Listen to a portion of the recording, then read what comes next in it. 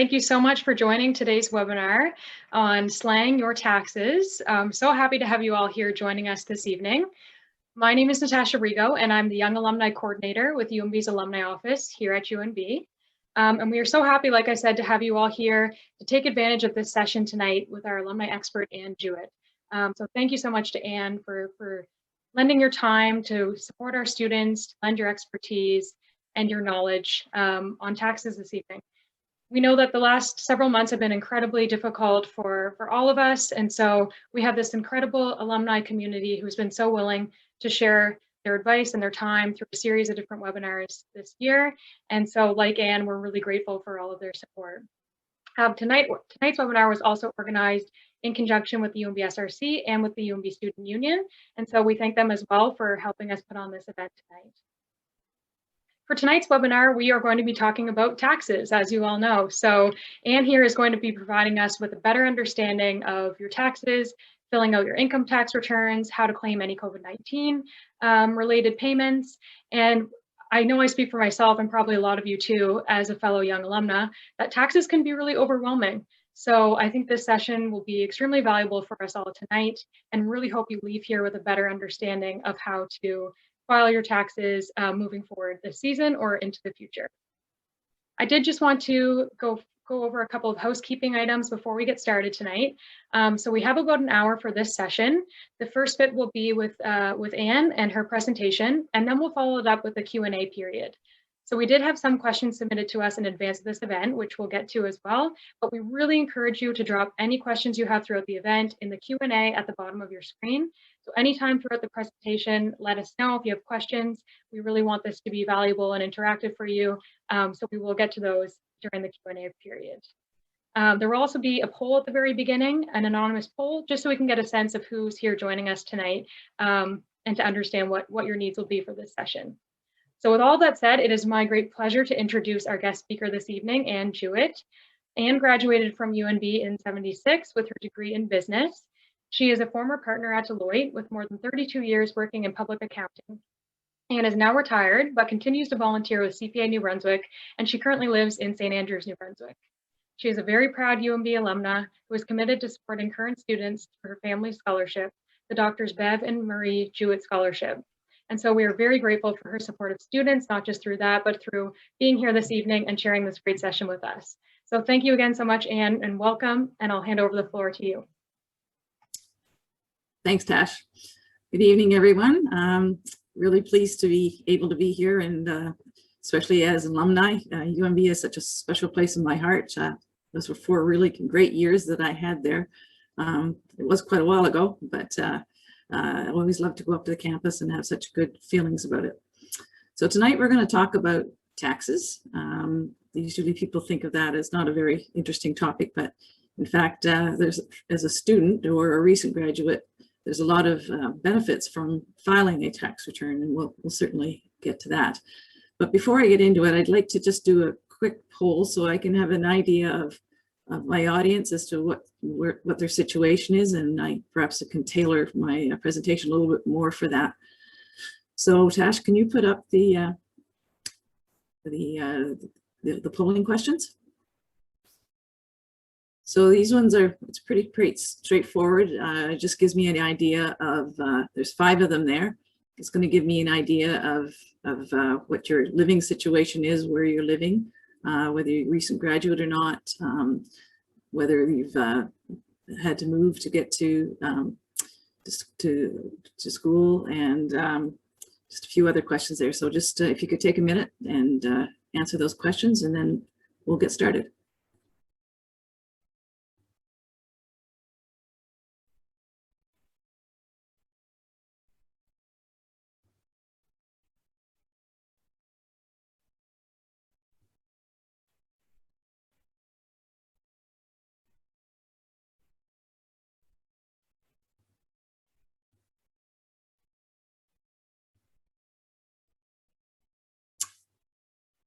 Okay, so that's interesting for me.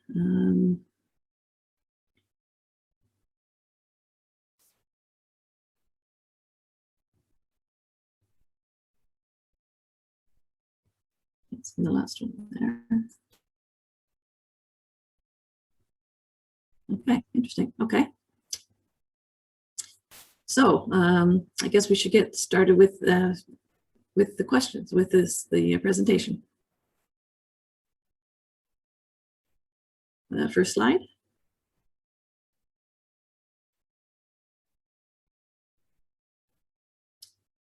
Okay, next slide. Go from there. So the topics we're going to go over today. First one is, do I have to file a tax return? What are the benefits of filing? We'll look at some sort of the 5 top questions that I often get asked by students. We'll talk about how you actually file a tax return. And I'll have a slide there that will give you some resources to follow up if you have other questions and want to do some research yourself. And then at the end, we will have a Q&A session, and I do hope you will put some questions back to me. I'll be pleased to help you.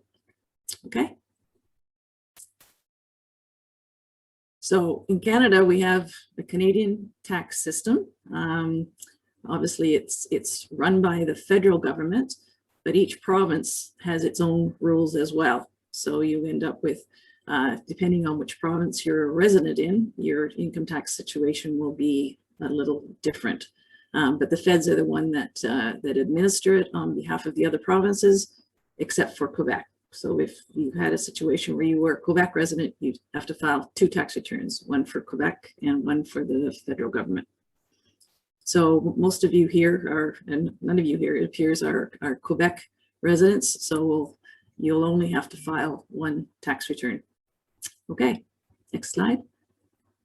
Okay, CRA, Canada Revenue Agency, CRA, the Canada Revenue Agency, as it's affectionately known, has sort of 5 main departments, if you like. So the one we're most familiar with is the federal, the provincial and territorial income tax. As a student, the one on the far right, where it delivers the benefits and credit programs, which is something that we'll be speaking about. And the CRA also handles employment insurance premiums. So the other 2 departments aren't of terrible relevance to you. It's how the goods and services tax is administered and collected. And then, of course, Canada Pension Plan, which is something you will benefit from in the future. So that's what the organization you'll be dealing with, CRA. It'll be the federal income tax and the benefits part. And it's sort of more or less the same, in the same group. Okay. So this question I get often is, do you have to file a tax return? So let's take a look at what the situations are where you have to. Because really, it's interesting. There's only 4 times that you have to, 4 situations where you have to file a tax return. First one is obvious: if you had to pay tax during the year, or CRA has said, we want you to send in a return. There is a thing called the lifelong learning plan or home buyer plan that we'll talk about later. If that hasn't been repaid, you have to file a tax return to keep that in line, or if you have to repay any of your EI benefits. So those are the 4 situations where you have to pay, you have to file a tax return. Okay, next. Okay, I think it's important to say from the beginning that the return is actually called an income and benefits return. So CRA, there are a lot of benefits that are paid out to individuals, and it's based on income. And so how much of a benefit you get depends on your income. So if you don't file a tax return, you can't get the benefit. So it's certainly as students, it's there's probably a lot of benefits that you're going to want to, for reasons you want to be filing a tax return. Okay, so what are those? Certainly, if you've worked during the year and your income isn't high enough to have to pay any taxes, or you have to pay some, but you've had too much withheld, you want to claim a refund, the only way you're going to get that is to file a tax return. The second one is also important, where you can apply for the GST, HST credits and the related provincial credits. So this is part of the benefit side. So if you're 19 or over, a resident in a province, then there is a GST or HST credit that is paid out to you quarterly, and it's determined based on your income. So if you don't file a tax return, you don't get the GST or HST credit. You want to apply for a Canada student loan, you have to file a tax return. The Canada child benefit as well has to be, the only way you can get it is to file a tax return. The other part is, from your perspective, would be transfer amounts and credits to another person. So for example, if your parents have been paying for your tuition, you can transfer a certain amount of that to them. So that's certainly a benefit to your parent. And then any amount that you can't use, you can carry forward to another year. So again, if you don't file a tax return, CRA doesn't know about the tuition, and it can't be transferred either to a parent or kept for you.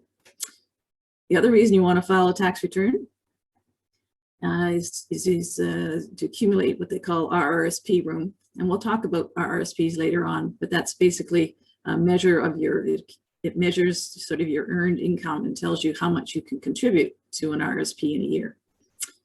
And the last one is claiming the working income tax benefit. And that's a benefit given to lower income earners. If you're not a student, you can't be a student to get that. But if you're starting out in a year after you've graduated and your income is not high, you can claim that this is calculated for you as well. So if you don't file a tax return, you don't get it. Okay, so we've talked about a little bit about filing. So let's talk about what isn't taxable. As you can see, it's not a very long list. But the GST and HST credits, that payments that I mentioned earlier, those are not taxable. So that's a direct payment to you, and you don't pay tax on it. Investment income from a tax-free savings account, or TFSA. We'll talk about those, what a TFSA is later on, but that is something that is not taxed. The other things like gifts and inheritances are not taxable. Most scholarships and bursaries are not taxable, and lottery winnings aren't as well. So if you win the lottery, I guess you really win the lottery. There's no taxes to pay. Okay. So there are some rules that are particular to students that I wanted to make sure we cover this evening. Okay, some of you should be familiar with the term Registered Education Savings Plan, RESPs.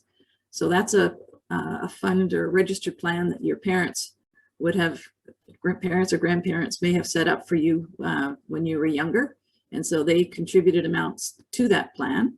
And during that time, could be 18 years if they did it when you were first born, that amount of the capital that is in there can earn interest and any other gains tax-free.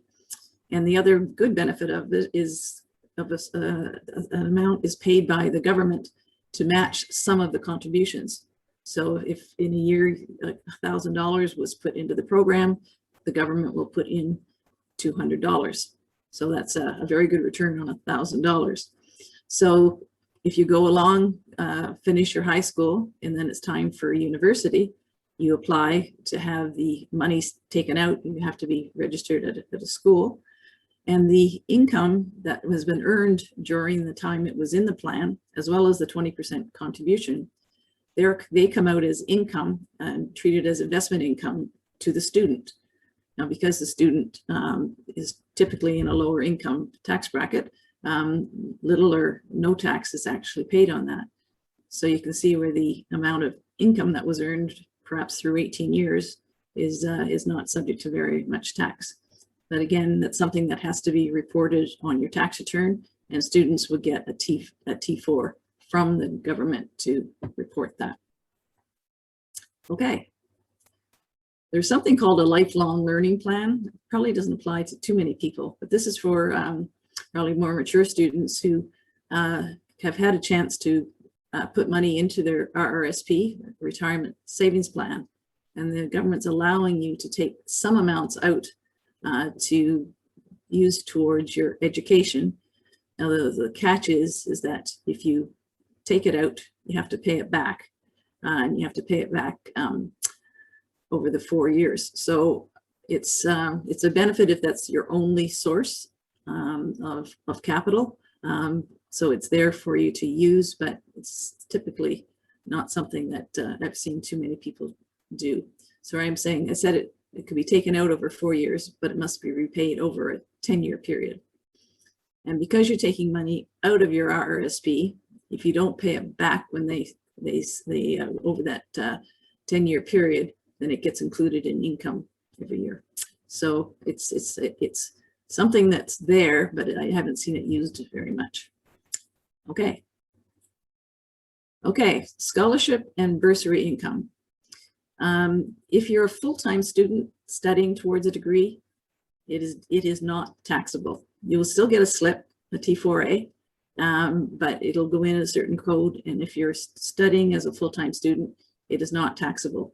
This rule was changed a number of years ago. It used to be just the first anything over $500 was taxed, but now the whole amount is not. If you're a part-time student and you receive a scholarship or bursary, it is included in income, but only to the extent that it's greater than your tuition costs. And then if you're a postdoctoral student, the bursaries are taxable as are research grants, but there's a limitation on some expenses that you can deduct against it. So for most of you, if you got a scholarship or a bursary, it gets reported on your income tax return, but then it's deducted as well. So it's basically, it's tax-free money. Okay.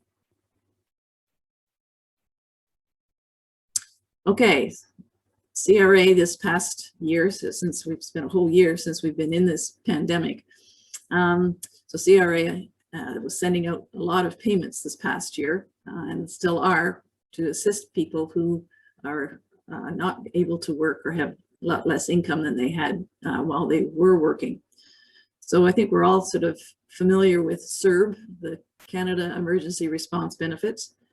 There was also a Canada Emergency Student Benefit, CESB, which ended in 2020. And now there's something called the Canada Recovery Benefit, which is new in 2021. So I'm not going to cover who qualifies for this. That's a whole course in and of itself.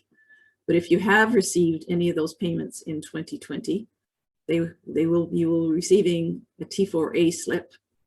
And I think what people need to realize is that that income is taxable, and for the most part, no taxes were withheld. So there can be situations where you have, if you worked part-time, partly during the year, and then you received CERB, depending on how much you received, you could have to pay tax. You could have a tax bill owing at the end of the year. CRA recognizes that now that the pandemic is continuing on in 2021 and people are still impacted by not being able to work, they've come up with a special relief. It's basically a deferral of the taxes that are owing to CRA if your net income is less than $75,000. Now the deferral basically says that you still owe the money, but they'll allow you to wait a year before you pay it, and there'll be no interest. So that's the consolation that for recognizing that people will have may have received money during the year.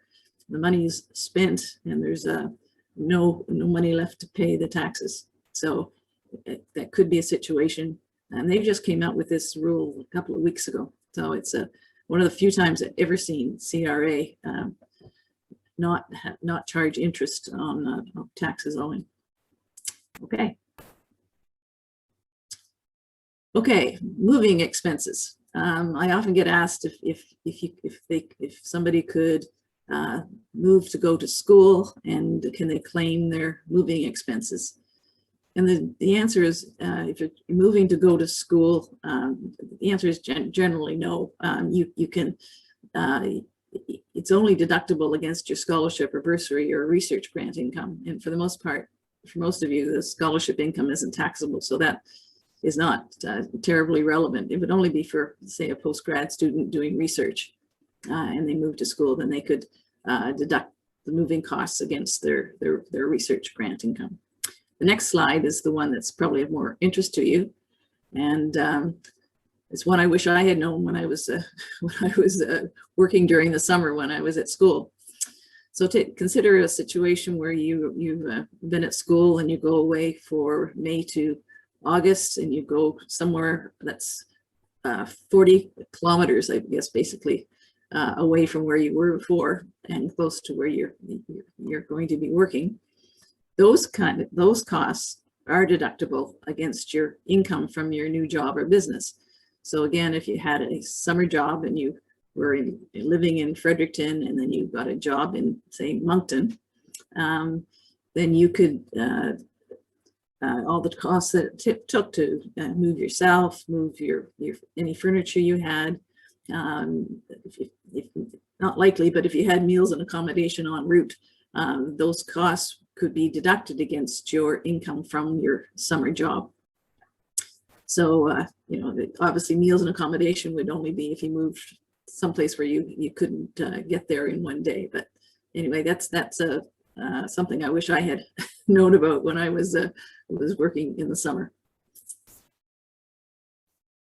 Charitable donations, you may or may not have any, but just know that if you do happen to make a donation, you don't have to claim it in the year, and you might want to claim it in a year when you have taxes to pay. Okay. The next one that a lot of people aren't sort of aware of is the medical expenses, and things like prescription drugs, your dental expenses, your eye doctor appointments, prescription glasses, physiotherapist, massage therapist, and even if you have pay, for example, Blue Cross, those insurance premiums, they all count as medical expenses. Obviously, if you've got insurance, Medicare pays for it, the only thing you can claim is the net amount. And there is a somewhat of a restriction. But if you had a year where, say, you had a particularly high year of medical expenses, that could come in very handy, being able to claim them. But generally, they have to be claimed in the year that you incur the expense. Unlike the charitable donations, where I said you can accumulate those and claim them in a future year. The next slide.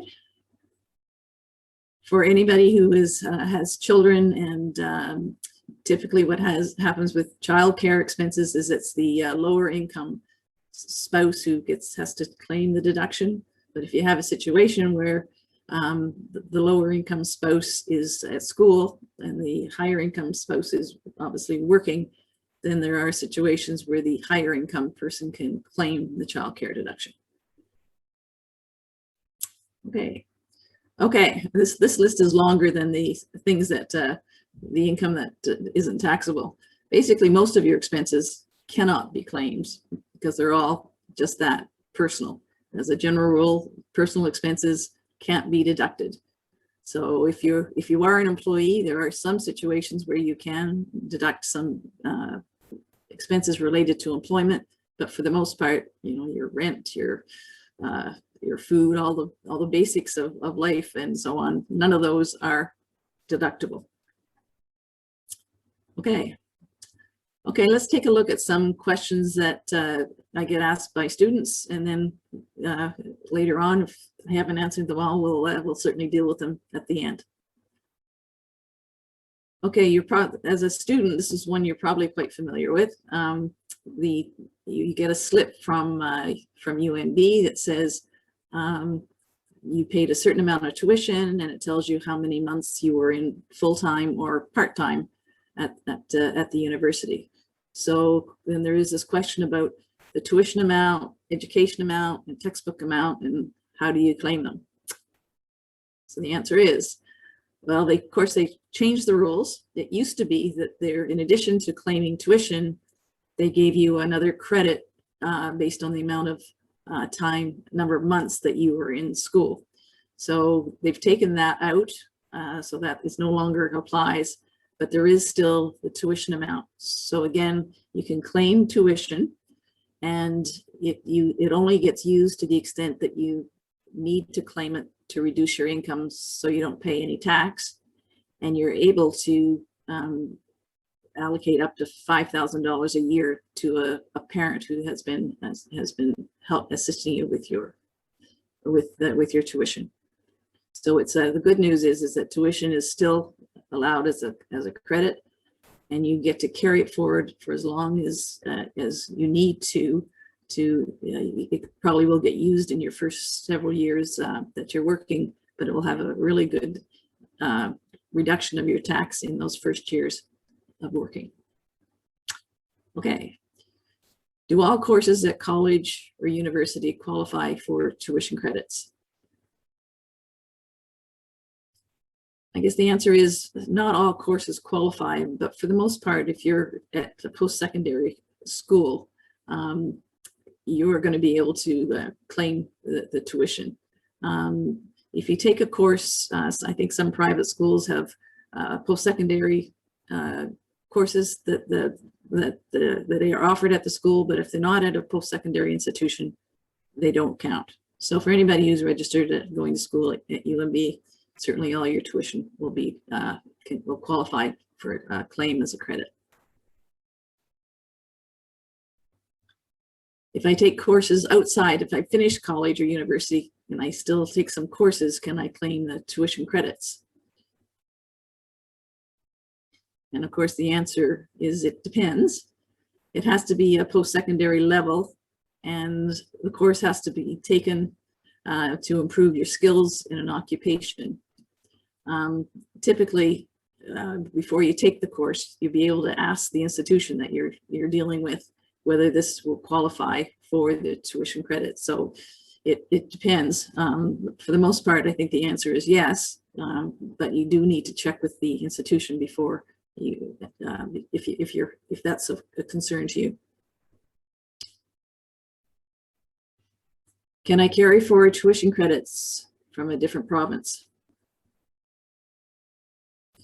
Okay, I'd like to speak to this. It brings up another issue.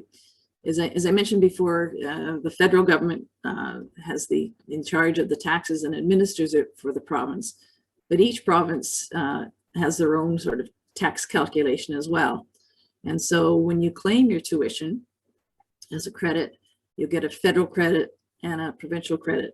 So it's very likely that you could be going to school in New Brunswick and you're a resident there and you claim the tuition credit, and then New Brunswick calculates the credit and says you have a certain amount to carry forward.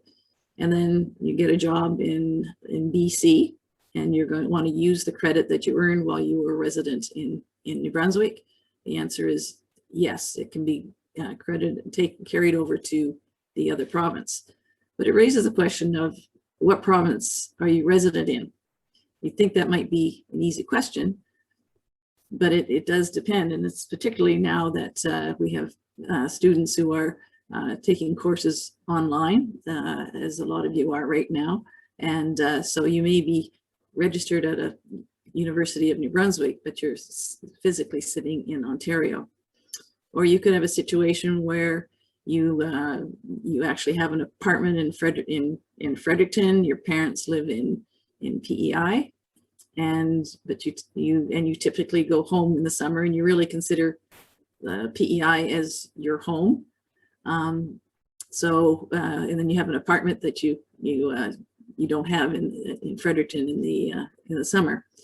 So the question comes is, where am I resident? And so typically the general rule is you are resident where you are living as at December 31st. So if again I go back to my example of somebody coming to Fredericton to go to UNB, but their parents and they still have their room and everything is still in the PEI, and that's where their driver's license is, I would say the answer to that question is they are resident in PEI. If though that you are you've got a full-time apartment in New Brunswick, your parents live in Ontario, and you even if your driver's license still says Ontario, but you really are settled and consider Fredericton your home, I would say that New Brunswick is your province of residence. Now, for the most part as students, it really doesn't matter because you're probably paying little or no tax. But the taxes are different depending on what province. Alberta has the lowest rate of tax. So I guess if you had a choice of saying, where am I resident? If you actually could say it's Alberta, that would be to your advantage. I have never seen CRA really get too fussed about which province you take as your residence in any of those situations. So you can make a determination as to where you think you are resident based on sort of what your personal circumstances are. But it's important to consider your circumstances as to where you really are resident. But the good news is that regardless of, if you're changing provinces from where you were resident at the time you claimed the tuition credit, it can be transferred to the next province that you are a resident of. Okay. If you have a student loan, what type of student loan interest can I claim as a credit? The answer is a short one. Students may claim a refundable tax credit for interest paid on their loans, but it's only for loans obtained under the Canada Student Loans Act or the Canada Student Financial Assistance Act, and for apprentice loans as well. So if you have borrowed from the bank or borrowed from your parents or from whomever, any interest that you pay on that loan will not qualify for a refundable tax credit, only the one under the Canada Student Loans Act. And they will, that organization would send you a slip saying how much you paid in interest. Okay, we talked briefly about RRSPs and TFSAs. There are so many short names for all these various registered plans. But let's take a look at what is an RRSP versus a tax-free savings account. It may not be something you're too concerned about right now, but something that you still should be aware of. So let's start with the RRSP. As it sounds, as the name says, it's a registered retirement savings plan. So the idea is that you can contribute amounts to it in anticipation of taking it out at a later time when you're retired.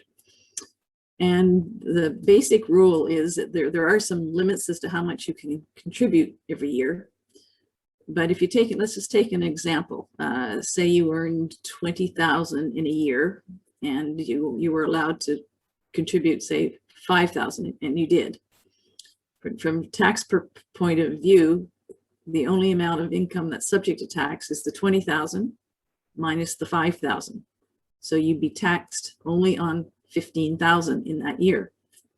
And all the while that capital stays in your RRSP, all the income, capital gains, dividends, everything earned in that plan will be paid out to you at the time you're retired. And all of it, including what you contributed, as well as all the income and gains, because it was never taxed in the first place. As I mentioned, there are limits. It's based on how much income you earn every year. The good news is that every year that you earned, every year you have the earned income, the amount is determined as to what your limit is, and then you can carry that forward. And that's much better than it used to be, because it used to be if you didn't contribute what you were allowed in a year, you lost the ability to contribute in a future year. So this is very beneficial. Again, another reason to file a tax return is that if you have some employment income from the summer, you will earn some contribution room. CRA calculates it, and they maintain the amount. They know it's kept as part of your tax records, and it'll be on your notice of assessment. It'll tell you how much RRSP, what they call RRSP room, which is really the amount that you can contribute. So if, in 10 years time, you're earning more income, you could have accumulated quite a bit of room where you could make a contribution to your RRSP and certainly reduce your income subject to tax in that particular year. TFSAs, this is a reasonably new, I need to go back, sorry. TFSAs, this is a reasonably new registered plan. I'm guessing 6 or 7 years. So this is similar, but it's different to the RRSP. This is basically a savings account that you put your after-tax money in, but while it's in the plan, the income, capital gains, dividends, and so on that are earned on those after-tax funds will grow tax-free. So then when you take the money out, the amount that you put in is not taxable, but the growth is not taxable as well. Sorry, I got confused there. So the amount that comes out, of course, is the amount you put in is not taxable, but also the amount of growth that happened in the plan is not taxable. And again, there are limits, and it's I think it's currently $6,000 a year. And again, you're allowed to contribute so much a year. If you don't make a contribution in a year, that's carried forward. So again, for CRA's purpose, they keep track of it. Another reason for you to be able to want to be filing an income tax return. Okay, how to file a tax return. I'm assuming most people have a social insurance number, but if you don't, first thing you have to do is obtain one, get your documents together, and then you have to decide how you want to file your tax return. There are some tax clinics that are available that I'll mention later that you can go to and get your taxes done for free. Or you can file by yourself with there are numerous tax software programs that are very easy to use, and you can do that. And then what's nice about that is you can usually file them online, and you get the tax return, if you get your tax refund a lot more quickly. Okay. As I mentioned, there are these free tax clinics. I'm actually doing one here in St. Andrews. But if you look at if you click on the link that's there, it'll give you the names of the clinics that are being held in the various areas around the province, or if in another city if you're not in New Brunswick. So again, these are people like myself who are volunteering for this. We obviously have a tax program. We can electronically file your tax return. And the only, I guess, the restriction is if your income has to be less than $30,000. It needs to be a straightforward tax return.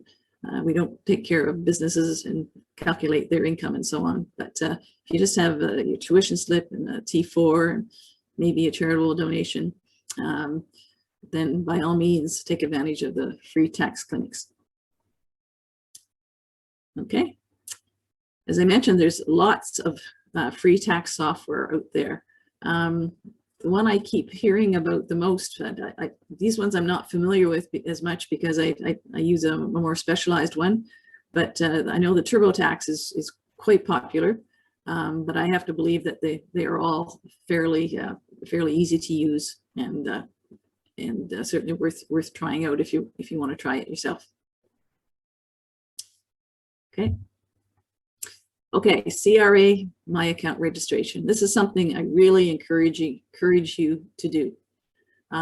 It basically allows you to get registered with CRA, and you set up what's called My Account, and it allows you to go into your account with CRA, and you can see the information from your prior year's tax returns. It'll give you your RRSP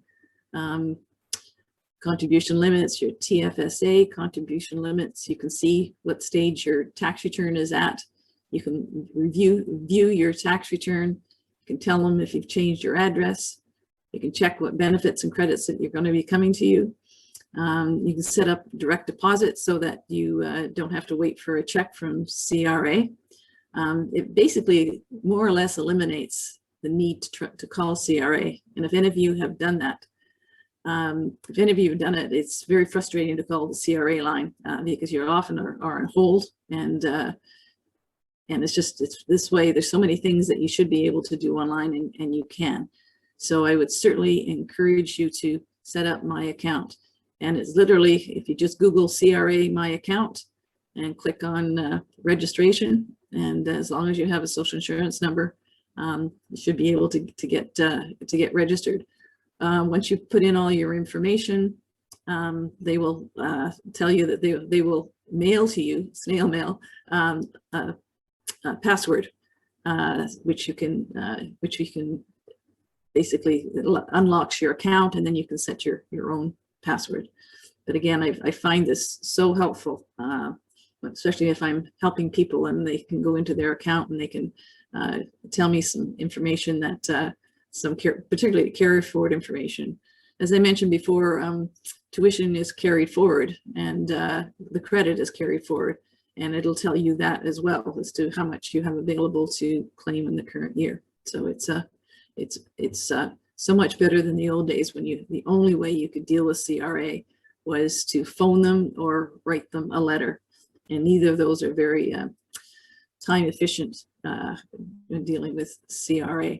The other thing you can do is if you need to send them some documents, if they have questions about your tax return, and they want to see copies of things, then you can submit the documents through there.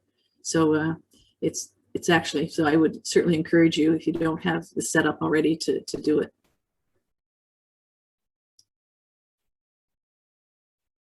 Okay, there are a lot of resources out there with respect to filing with CRA. They're all sort of listed here. I mentioned the CRA My Account, but if any topic that you're concerned or want to research a bit more, type in CRA in Google, and then whether it's tuition credit or whatever the subject is, there's a lot of information there, and it's a really good resource. Okay, I guess we're going to have some questions. I hope I've covered some of it for people, but I'd be more than happy to take any questions you have. Absolutely. Thanks so much, Anne. That was really, really helpful for myself as well to see you lay out all the different nuances in terms of filing your taxes. I know there's so many differences depending if you're a student or if you're a young alumni. So thank you so much for sharing that information with us. We do have some questions, and we have about 15 minutes left, so we'll dive right in. One of the first questions we got from Hassan is, what is GST and HST credit? Good question. I probably should have explained that. So in Canada, when you buy goods or services, say you get your haircut, let's say it's a $20 charge, then there'll be a 15% charge on top of that. So if it was a $10 haircut, you're going to pay 15% of that in tax. And so when that came out, there was quite a hue and cry, because they felt that the lower income people were going to end up paying taxes on services rather than just goods. They thought that was unfair there's going to be a hardship to the lower income people. So they came out with this credit called the GST, which is the federal part, and the HST is the provincial part. And because you pay both, when you pay the 15%, part of it is federal and part of it is provincial. And so they said, okay, we're going to target the lower income people, and we're going to give them a credit, or we're going to pay them a credit. So when you file your tax return, the tax package the tax software and CRA will calculate how much you're entitled to. So if your income is $50,000, you do not get the GST or HST credit. But if you're a student and you're 19 years or older, the chances are very good that you're going to get the credit. And it's currently about $175 a quarter. So if you're filing this year for 2020, they'll take your income into account. They'll calculate it, and starting in, I think it's every quarter. So I think by April or May, you'll get your first check. And if you file later, then they'll pay you more. And I should say they pay you a check. For the most part, that's by direct deposit. And that's, I guess I should have mentioned before, is that at some point CRA is going to stop sending checks. So another reason to set up My Account, because you set up the direct deposit and then you get your money so much more quickly, and you don't have to worry if you've changed addresses or anything. It's there. If you change your bank, you can change the direct deposit information. So the credit is basically an income tested payment to lower income people to sort of make up for the fact that we have this tax in the first place. We're taking it and giving it back. Fantastic, great question. So we have another question here that's interesting. Someone has asked if the household income is over 75,000, would an individual still qualify for the income tax deferral? I believe so. I don't think it's family tested. I think it's individual tested. Okay. So I think if the person's income is the individual, I don't think they look at the family for that. This is a totally new rule. Okay. We have another question here from Dylan. What are the significant risks to filing your tax return on your own? I know that is something a lot of people wonder about. It's missing out on credits. If you don't know that medical expenses count, or charitable donations, or don't put in the information relative to your tuition. Now, for the most part, CRA already has your T4 information, and they should have the tuition receipt, but not always. So if they don't have that information and you don't put it on your tax return, then you're not going to get the benefit of it. So I guess it's what you don't know is the risk. So if anybody has any concerns, I certainly encourage you to go to the tax clinics, because they're going to ask you questions like, did you make a donation? Did you have any medical expenses? So it's what you don't know that you're worried about. Yeah, for sure. And I think that leads into another question too, that someone had about whether they should be taking advantage of some of these resources that you mentioned, or if they were to go to file their taxes at a business, would they know to list all of the different tuition credits and the charitable income? Would they make you aware of all the options that you have to claim? Well, I would say generally yes. Okay. Of course, it depends on the individual and the amount of experience they have, but Right. we all have a checklist of things that are likely to be relevant. Mm-hmm.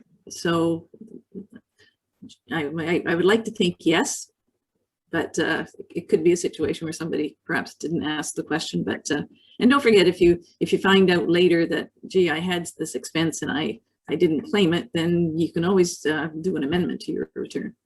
Mm-hmm. It's not lost forever.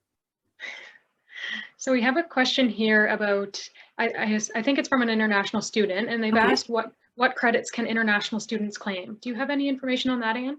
Well, there's, I guess it depends on the personal circumstances. Okay. So if you have I guess, is it an international student who is living in New Brunswick? I guess is the. Yeah, so we might ask you, if you are still here, if you'd like to give us a bit more information in the Q&A box, and we can certainly help to answer that question for you. So we have someone else who has asked if they can reclaim their HST credit from 2020 if they changed their address and haven't informed CRA, and they haven't set up a CRA account. You're always entitled to it. It's a question of them having the right information to send you the money. Okay. So I guess the answer is yes, you can always get it. It may just take a little longer, but that's why you want to have the my account and have a direct deposit. Mm-hmm. Okay, perfect. So we did just hear back from our international student, and they are living and studying in New Brunswick. Okay, so they're a resident. I would say that they are a resident of New Brunswick, mm-hmm. So they would be able to claim the tuition credit. But again, you can only the benefit of the tuition credit is it's a credit against your taxes. So in that, if you have an international student who is here and resident in New Brunswick, they would you calculate the credit, but the credit is only going to be of use if they continue to be a resident of Canada and paying taxes in Canada. So if the student moves back to Hong Kong or China or wherever they come from, that credit's of no value to them in that other jurisdiction. Mm-hmm. It's only against Canadian taxes. Fantastic. But certainly the GST and the HST, that's every year that they can certainly claim that. Okay. Perfect. So we have a question here from Faisy asking if they have a scholarship and a bursary as a full-time student for 2020 to 2021, but they studied online in 2020 and they weren't in Canada.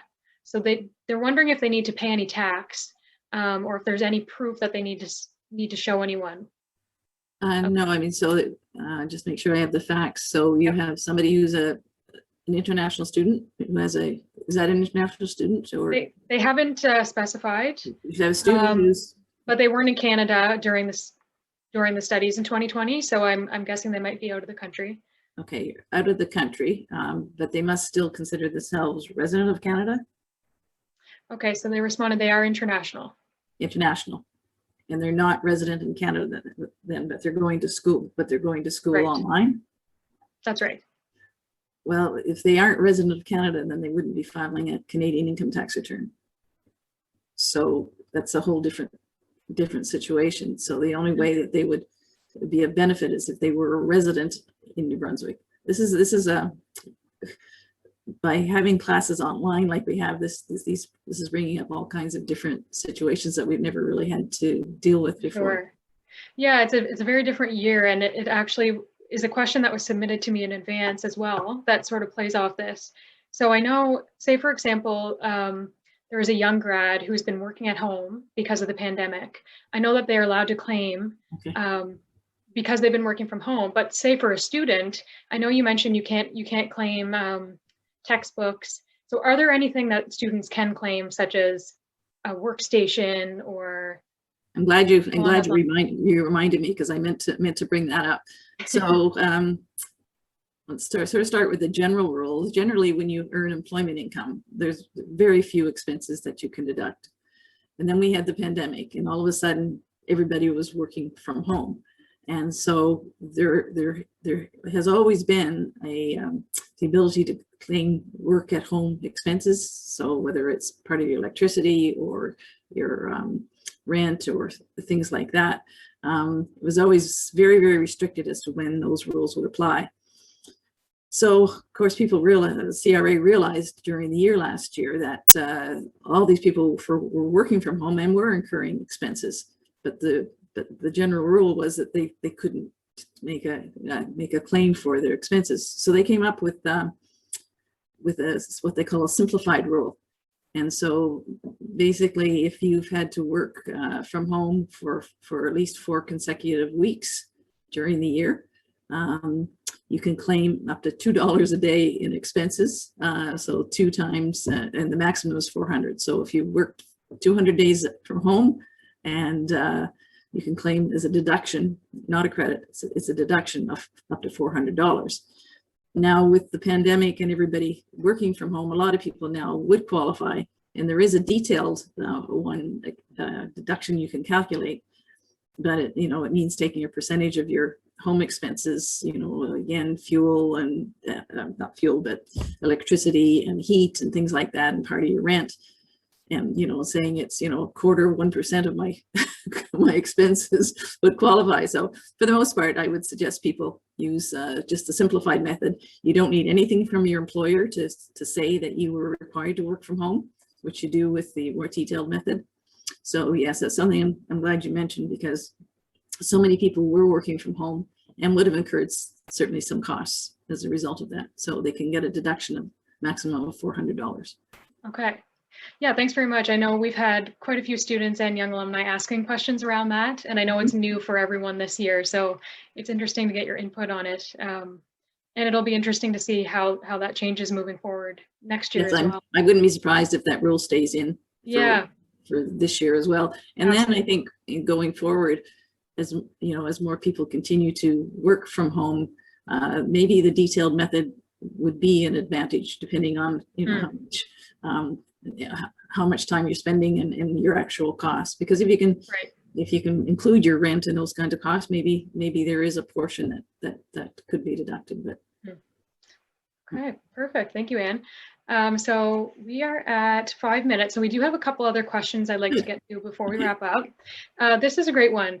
So someone's asking about the tuition credits that you talked a lot about, and they're wondering, are these points that are given to students, or is it an actual amount of money? Oh, okay. That's a good question. So if say your tuition for a year is $10,000, it's multiplied by 15%, and there's a provincial amount as well. And so that is the amount that will be deducted against your taxes payable. So it's not, you don't get it back, but you effectively get it. So what happens is they'll calculate your income on your taxes on your income, and then they'll say, okay, but this is what your taxes would be, but you have this special credit that will offset the amount that you have to pay. Right. So, in a lot of cases for students, they could be carrying, if they've had 4 years of school and not a lot of, and just had summer jobs, they could have 4 years worth of tuition, which would translate into tax credits of about, let's say, 30% of that. Right. Okay. So it's offsetting the cost they might have to owe in taxes, yes, essentially. It's offsetting taxes in the future. Right. Yeah. Okay. Perfect. The other question that we had, which is a great one because I think we're coming up on the deadline, is what is the deadline to file your taxes for this year? It is April 30th. Nothing has changed in that regard. So it is April 30th, and that's the pay date. I don't know if you recall last year they actually deferred the payment date till September. So if you owed taxes at the end of April last year, you had until September to repay them. But this year, they aren't deferring anything. They'll say it's April 30th. Now, if you have a refund, you obviously would like to file earlier, because they only start paying you interest. I think it's 60 days after. So if you file your tax return and you're owed a refund, if they pay you within, I think it's 60 days, then they don't have to pay you any interest on the money that they owe you. So you're better to get it. You're better to get it in. Excellent. Okay. And one more question here, I think we'll use before we wrap up. Someone asked if they use the application for filing taxes that the university has provided, is that enough, or should they also be sending information to their bank? Sorry, I'm not sure I understand the question. So they're looking to file their taxes, and the university has provided some documentation. They're wondering if the T2200 or. That's right. Yeah. So they're wondering if they also need to go to their bank and collect any other forms, or would they just go straight to, the filing your taxes form? Just filing your taxes. The bank doesn't need to get involved. Okay. No. Perfect. But the only thing you want to make sure that you have is again have your bank information. So when you set it up in My Account, the CRA knows which institution you're dealing with. Right. For direct deposit or. Yes. Okay. Perfect. Well, I hope that answered your question. We made it through all of the questions tonight, so that's fantastic. Thank you so much, everyone, for sharing all those great questions. There's a lot of good discussion and a lot of things that I learned myself. So really, really appreciate it, and walking us through all of those questions and through your presentation tonight. So we do just have a minute left. I would like to share some closing remarks before everyone heads out, to just thank you all so much for being here with us tonight. We really enjoy having you and taking part in these sessions that we're offering throughout the year. And of course, a huge thank you to Anne for being here with us tonight.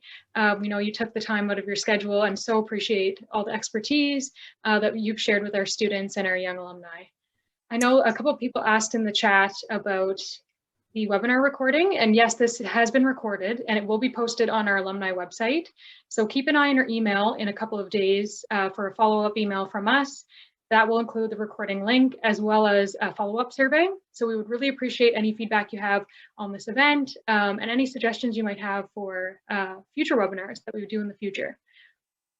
These events. I was just going to say, Tasha, if there are other questions that people have, they can forward them to you, and you can forward them on to me. I'd be pleased. Certainly. To okay. Absolutely. Yeah. We will let people know in the follow-up survey that they can submit any other questions as well, and we can certainly connect them with you, Anne. Okay. Yeah. So we do have a number of other upcoming alumni webinars that we'll put up here on the screen. And I think a lot of them would be of great interest to those who are attending today. We have a few sessions coming up on our 10,000 Copies networking platform, which is essentially our online networking platform where you can connect with alumni. So feel free to take a look at some of these sessions we have coming up. They're listed on our website as well as here on the screen. And I did want to just give another thank you as well to our affinity partners who help support our programming for students and alumni. So TD Insurance, Manulife, and MBNA. These are all student and alumni programming. So if you're interested in any of these exclusive partnerships, please feel free to look them up on our website as well. Here they are on our screen if you'd like to take a picture or anything. And so I'd also just like to thank again, Anne, the UNB SRC, the UNB Student Union for helping us put this event on tonight. And of course, for all of you for joining us this evening. Like Anne said, we're happy to answer any other questions that you might have. So please feel free to send them to us, and hope you all enjoy the rest of your evening. And thank you so much for being with us. We appreciate it so much. Good evening, everyone.